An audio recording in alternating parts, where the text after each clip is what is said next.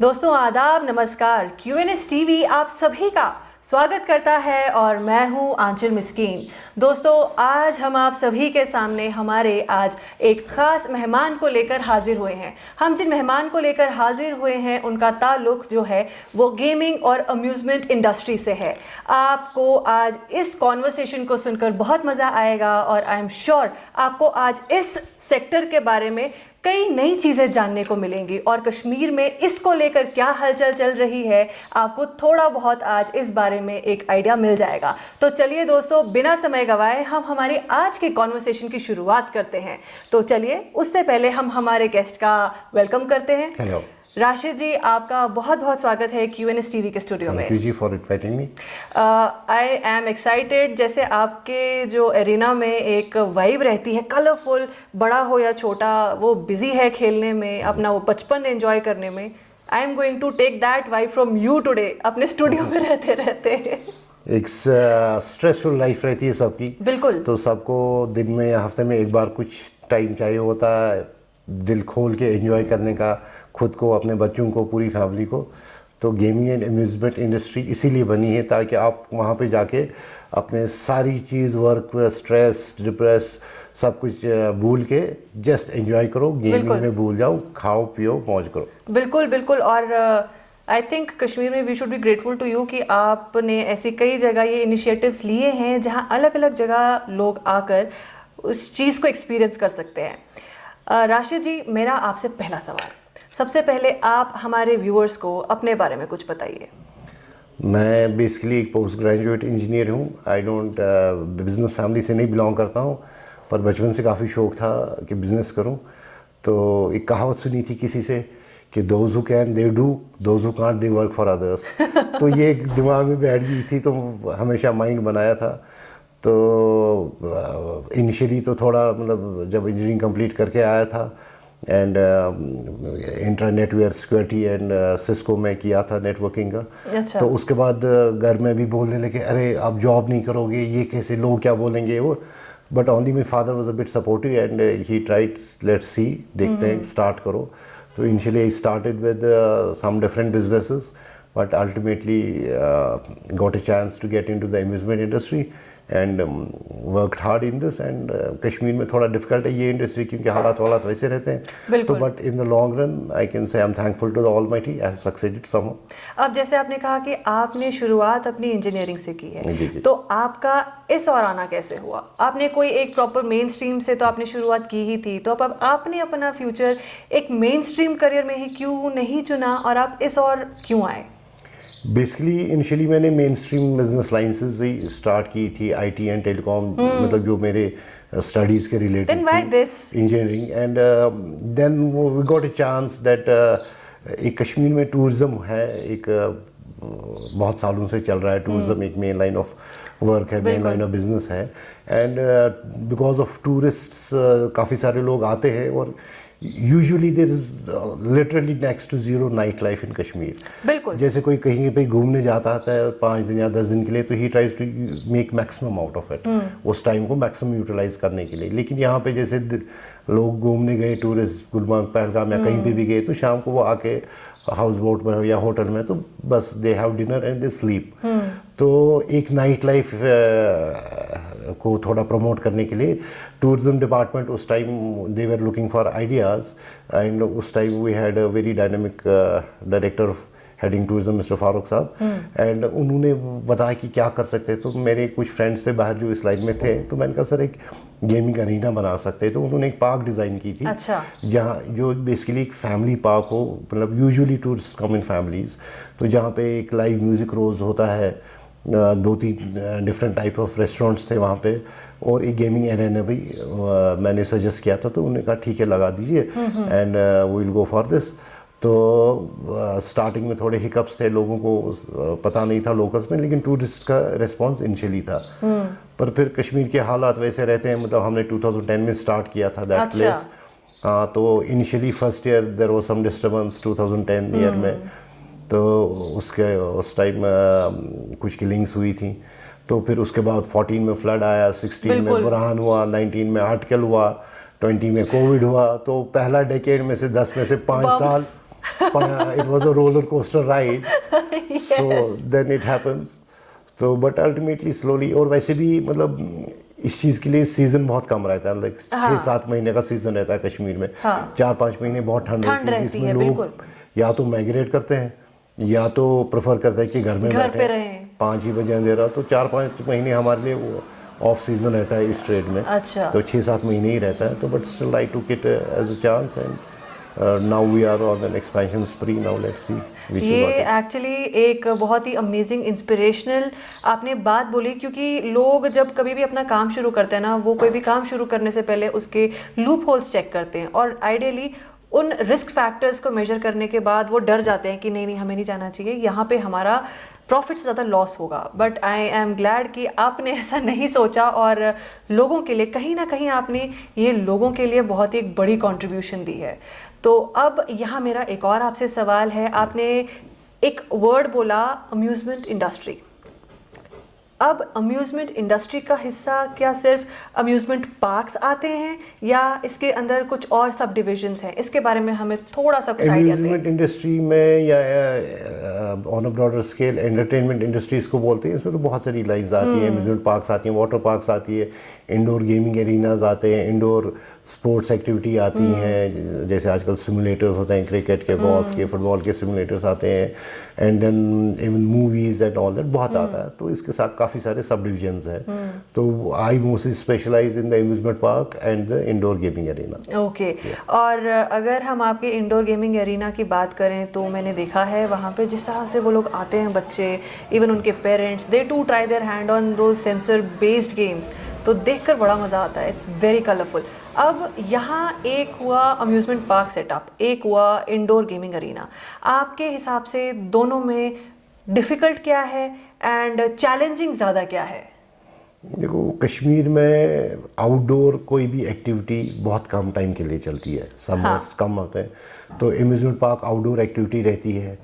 Water park तो कश्मीर में बन ही नहीं सकती है, क्योंकि मुश्किल से 30 दिन आते हैं कि जब आदमी पानी का वो टेम्परेचर होता है कि पानी में चला जा सकता है। और अम्यूज़मेंट पार्क्स में इतना सारा पानी होता है कि जो आप आर्टिफिशियली हीट नहीं कर सकते, जैसे स्विमिंग पूल्स हीटेड होते हैं, मगर अम्यूज़मेंट पार्क हीटेड हो नहीं सकते। तो यहाँ पे तो वो आउट ऑफ क्वेश्चन है। तो अम्यूज़मेंट पार्क का है, लेकिन फिर भी उसमें 5-6 महीने होते हैं जो पीक सीज़न होते हैं, मैक्सिमम 6 महीने जब वो चलती है, तो बाकी टाइम बंद रहती है। तो इंडोर में तब भी थोड़ा बहुत कर सकता है इंसान, 2-3 महीने ही आते हैं तो ऑफ सीज़न। और यहाँ पे क्या है कि मतलब अब कल्चर बनने लगा है फैमिली आउटिंग्स का। तो और बच्चे जो होते हैं ना, मतलब आजकल बच्चे 3-4 साल की एज से ही स्ट्रेस फील करते हैं, स्कूल का लोड है, बड़े बड़े स्कूल बैग्स होते हैं, इवन एक्स्ट्रा करिकुलर एक्टिविटीज का, और एंटरटेनमेंट के नाम पे उनके पास घर में या तो माँ बाप का स्मार्टफोन होता है या टीवी पे कार्टून होता है। बिल्कुल। तो मैंने मतलब खुद भी रियलाइज़ किया था, अपने बच्चे को भी देखते थे, तो वो भी उनके लिए यही लाइफ होती थी। तो जब वो एक स्पोर्टिंग एरिना में आते हैं तो वो खुल जाते हैं। बिल्कुल। वो भी खेलना चाहता है, ये भी खेलना चाहता है, ट्रैम्पोलिन्स होते हैं, दे डू जंपिंग है, वो एक फिज़िकल एक्टिविटी भी हो जाती है, मेंटल भी, वो मेंटल गेम्स भी खेलते हैं जिसमें उनको सोचना पड़ता है।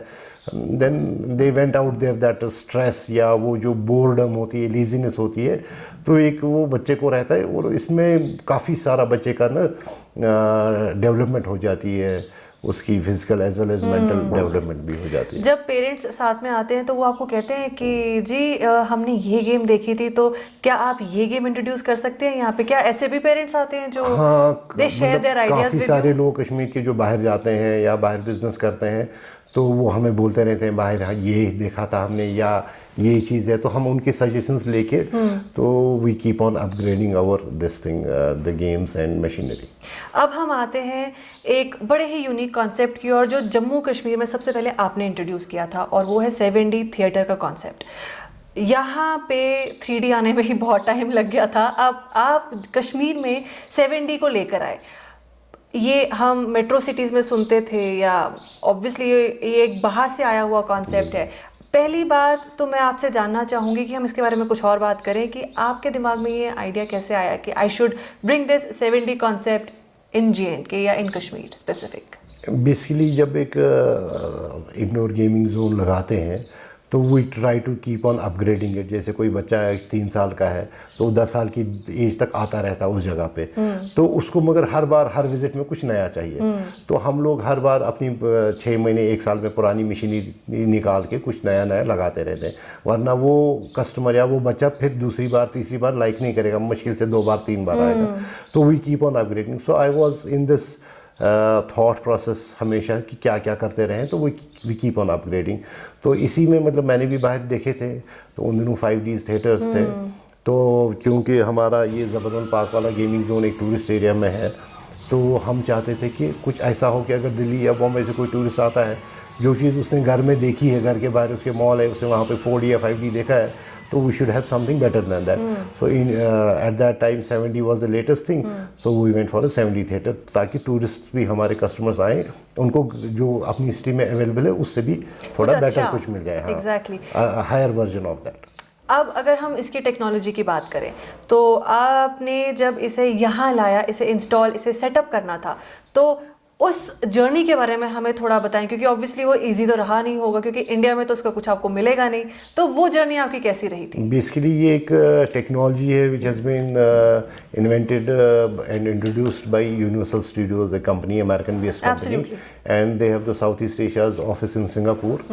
तो उन्होंने मतलब यूनिवर्सल स्टूडियोज जिन्होंने जुरासिक पार्क मूवी भी बनाई थी, तो उनके यूएस में डिज्नी वर्ल्ड में काफ़ी सारे इसके आउटलेट्स हैं, मतलब इसके सेटअप्स हैं। तो एक बस राइड भी होता है, जो एक बस होती है जिसकी हर साइड से स्क्रीन लगता है, तो आदमी को लगता है I am going into the park. So they are the initial inventors of this, and we have to coordinate with them, and they initially supply the software and all that. और कुछ parts इसके locally India में भी manufacture हो जाते हैं। तो आपको, जैसे आपने कहा कि यहाँ पे बिजनेस करना बहुत मुश्किल है, अब जब आप इसका सेटअप कर रहे थे, तो वो पूरे टाइम में क्या मुश्किलें आई होंगी? क्योंकि ऑब्वियसली वो आपको सामान लाना है, रखना है, प्लस यहाँ पे कब कहाँ से कुछ हालात बदल जाएं नहीं पता चलता। तो वो उसका क्या किया आपने, कैसे वो मैनेज किया आपने, वो बम्पी राइड आपकी? बेसिकली कश्मीर में मतलब एक बिजनेस स्टार्ट करना है तो इंसान को थोड़ा हिम्मत करना पड़ता है, थोड़ा ऑप्टिमिस्टिक रहना पड़ता है। तो अगर आप देखिए, जैसे अपने ज़बरदस्त पार्क वाला गेमिंग जोन 2010 में स्टार्ट किया था, तो पहले 10 साल में हमें 2010 में डिस्टर्बेंस था कश्मीर में, देन 2014 फ्लड आया, 16 में बुरहान इशू था, 19 में आर्टिकल हो गया, और 20 में अगेन कोविड हो गया। तो पहले 10 साल में से हमें 5 साल आए, और ऐसे ही हमें मतलब सिर्फ 5 साल वर्किंग आए। तो it was a big roller coaster ride, because staff होता है, रनिंग एक्सपेंसेस होती हैं, मशीनरी में इन्वेस्टमेंट होती है, तो थोड़ा बहुत बेयर भी करना पड़ता है। तो जैसे बाहर होते हैं ये बिजनेसेस, कश्मीर में तो उतने प्रॉफिटेबल नहीं है। हाँ। बहुत डिफिकल्ट होता है ये चीज़ें थोड़ा हट के कुछ करना और उसको रन करना। तो but somehow we manage to sail through all this time. अब अगर आप, जैसे आपने कहा, you have managed to somehow sail through this time, आज आप जहाँ हैं, आपने कहा आप एक्सपेंशन की ओर जा रहे हैं, तो अगर आप थोड़ा पीछे जाकर देखें उस टाइम को जहाँ से आपने शुरुआत की थी, तो do you regret this decision कि आपने ये लिया, और यू आर हैप्पी, या आप सोचते हैं कि काश मैंने ये वाला कुछ चुना होता तो शायद कुछ अलग होता? क्या ऐसा कुछ थॉट कभी आता है? क्या था कि मतलब I was into another business, जो मेरा मेन लाइन था, I was into telecom business since a long time. तो जब ये हिकअप्स आते थे, तो वो used to compensate from that business into this business to survive. पर मेरे को शौक था ये करने का, तो काफ़ी बार माइंड में आया कि यार छोड़ दो, बंद कर दो, पर कहीं से इधर उधर करके तो सस्टेन किया। काफ़ी लॉसेस उठाए, जो साल बंद होता है वो पूरा साल लॉस हो जाता है। तो थोड़ा उधर से कंपनसेट करके खुदा कुछ करके somehow we manage to sustain, otherwise it's a very difficult thing. अगर हम ओवरऑल पब्लिक रिएक्शन की बात करें, तो ओवरऑल पब्लिक रिएक्शन तब से लेके आज तक कैसा रहा है? I should say कि मतलब 99% people are happy. 1% तो आप क्रिटिक्स एक्सपेक्ट करोगे किसी भी, कम से कम 1%, but 99% of the people are happy. और हमने मतलब यहाँ के हिसाब से रेट्स काफ़ी कम रखी है, एंड बहुत ही फ्लेक्सिबल ऑप्शंस रखे हैं। तो जैसे बाहर आपने देखा होगा कि दिल्ली, मुंबई में मतलब कम से कम 1000 रुपये का आपका जी मिनिमम इतना बाइंग मस्ट है, तब जाके खेल सकते हो। हमने वैसे कोई ऑप्शंस नहीं रखे हैं, बिकॉज हम हर टाइप ऑफ कस्टमर को एंटरटेन करना चाहते थे, और टूरिस्ट को भी मतलब किसी का कुछ भी बजट हो, हर टूरिस्ट स्पेंडिंग के लिए इक्वल बजट नहीं लेगा। तो काफ़ी फ्लेक्सिबल ऑप्शंस रखे हैं, काफ़ी रेट्स भी काफ़ी कम रखे हैं, बिकॉज हम उतनी बड़ी सिटी नहीं है, यहाँ पे उतना स्पेंडिंग पावर नहीं होता लोगों के पास उतना, तो उसके हिसाब से हमने यहाँ की मार्केट स्टडी करके यहाँ के हिसाब से रेट्स रखे। ये भी एक कहते हैं एक मस्ट स्टेप, एक इम्पोर्टेंट स्टेप है। अगर अब कहते हैं जैसे do as the Romans to be as they are, exactly. तो आप जैसा ये शहर है आपको उस हिसाब से अपने आप को फ्लेक्सिबल तो करना ही पड़ेगा। अब अगर हम आपकी बात करें फ्यूचर गोल की, तो अब जैसे आपने अभी आपका जो चल रहा है उस हिसाब से आपका अब आने वाले समय में आपके क्या प्लान्स हैं? हमारे इनिशियली इस वक्त 3 गेमिंग जोन्स चल रहे हैं श्रीनगर में, कश्मीर में। One is at Jabloon park, one is at city walk mall, and one more is at springs mall, KP road. तो slowly we are trying to expand in this field, let's see where God takes us.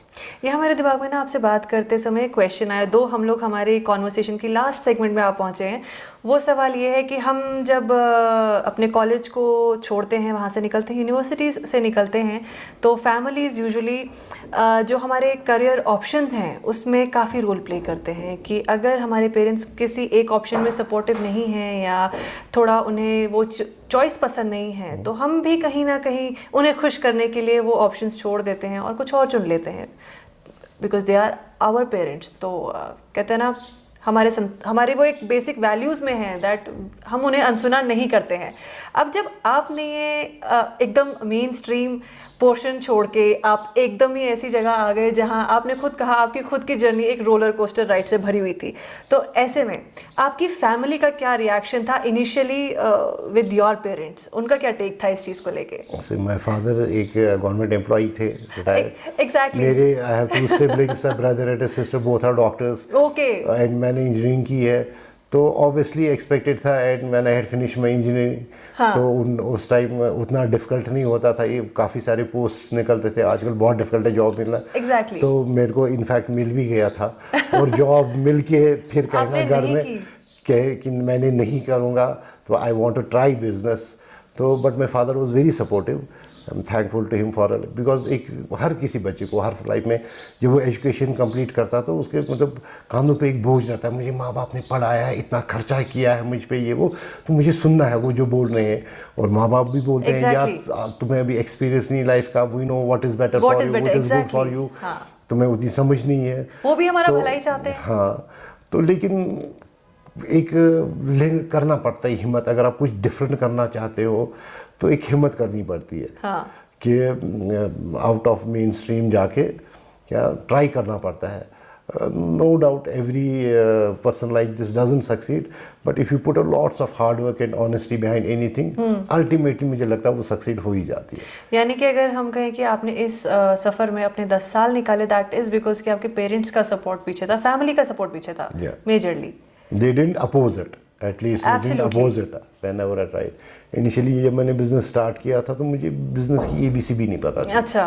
I didn't know anything about business. तो ऐसे ही काम करते करते कभी गलती हो गई, कभी ठीक हो गया, ये करते करते सीख गए। But thankful to God, आज मतलब I can say that I have somehow managed to sail through. तो अब जैसे कि मैंने कहा कि हम हमारी कॉन्वर्सेशन की लास्ट सेगमेंट में आ पहुँचे हैं, तो आप हमारे व्यूअर्स से अब जाते जाते क्या कहना चाहेंगे? मैं यंगस्टर्स को ये एक मैसेज देना चाहता हूँ कि अगर आपके दिल में या दिमाग में कोई चीज़ करने की डेस्परेशन है, आप करना चाहते हो, maybe you want to become a journalist, और maybe you want to become a doctor, और maybe you want to become a photographer, तो वो अपना शौक आपके अंदर कहीं ना कहीं कुछ है, आपकी जीन्स में है, आपके दिमाग में, try your luck in that. डरो मत कि नहीं क्या होगा क्या नहीं होगा, तो कोशिश करो। कुछ डिफरेंट अगर करना चाहते हो तो एटलीस्ट एक ट्राई तो दे दो उस चीज़ को। अगर सक्सीड नहीं हुए, देयर आर मेनी ऑप्शंस, मगर आप दिल से करोगे तो डरो मत वो चीज़ करने से। दूसरी चीज़ ये कहना चाहूँगा, जो मतलब बच्चे हैं, कि आप मतलब पेरेंट्स के लिए एक है कि बच्चों को सिर्फ आप पढ़ाई पे स्ट्रेस मत करो, उनको को-करिकुलर एक्टिविटीज़ में इंटरेस्ट लेने दो। एक बड़ी मशहूर कहावत है एक क्रिकेटर की, इंटरनेशनल क्रिकेटर की, उसके पेरेंट्स उसको बोलते थे बचपन में खेलोगे कूदोगे तो होगे ख़राब, पढ़ोगे लिखोगे तो बनोगे नवाब। But he did the reverse, उसने खेला कूदा और वो one of the top batsman world के बने। तो लेकिन जैसे सचिन तेंदुलकर या कोई भी हो, अगर उसने खेला नहीं होता he would not know his talent because he took a chance, या कोई भी स्पोर्ट्स में। तो अगर बच्चा आपका फुटबॉल ही खेलना चाहता है, क्रिकेट ही खेलना चाहता है, शायद वो उसी में करियर बना सके, किसी भी चीज़ में। ट्राई, उनको एक मौका दे दो, थोड़ा सपोर्ट दे दो अपने बच्चे को। कोई म्यूजिशियन बन सकता है और उसी में भी नाम कमा सकता है। कोई भी एक चीज़ में अगर आपका बच्चा एक्सेल कर सकता है तो इसमें कोई चीज़ ये गलत नहीं है कि ये मत करो वो करो, उसको फोर्स नहीं करना चाहिए, उसको करने दो। भले वो शेफ़ ही क्यों ना बनना चाहिए, भले वो म्यूजिशियन ही क्यों ना बनना चाहिए, जिस चीज़ में उसका दिल लगता है और वो करना चाहता है उसको थोड़ा सा सपोर्ट करो कि वो उस चीज़ में कर सके। आपने बहुत ही खूबसूरत बात कही, क्योंकि आज के दौर में अगर पेरेंट और उसके बच्चे में एक सिंक्रोनाइजेशन है तो बच्चे का जो ओवरऑल ग्रोथ है ना वो बहुत ही अच्छा और बहुत ही बढ़िया और होलसम रहता है। तो राशि जी, आपका बहुत बहुत शुक्रिया कि आपने अपने इतने बिजी टाइम में से हमारे लिए टाइम निकाला और इतनी वैल्यूएबल बातें और अम्यूज़मेंट इंडस्ट्री को लेकर इतनी सारी जो एक अननोन इन्फॉर्मेशन थी वो हम सब के साथ आपने शेयर की। आपका बहुत बहुत शुक्रिया। Thank you, God bless. तो दोस्तों, जैसा कि आपने देखा हमारी बातचीत और आपने हमारी बातचीत सुनी, उम्मीद है दोस्तों जैसे कि राशिद जी ने कहा कि आप अपना हर पोटेंशियल टेस्ट करें तो ही जाके आप अपना फ्यूचर डिसाइड करें। ज़रूरी नहीं है कि आप एक्सेल सिर्फ मेन स्ट्रीम में आकर ही कर सकते हैं, जिसके एक एग्जाम्पल आज आपने अपने ही शहर से देख ही लिया, सुन भी लिया। तो उम्मीद है दोस्तों आप सभी को हमारी आज की बातचीत हमारे मेहमान के साथ अच्छी लगी होगी और कहीं ना कहीं थोड़ी सी प्रोडक्टिव भी लगी होगी। तो इसी नोट के साथ मैं आप सभी से विदा लेती हूं, पर वादा करती हूं मैं फिर हाजिर होंगी आप सभी के सामने किसी और मेहमान के साथ, किसी और शख्सियत के साथ। तब तक के लिए आप बने रहिए QNS TV के साथ और मुझे दीजिए इजाज़त। नमस्कार।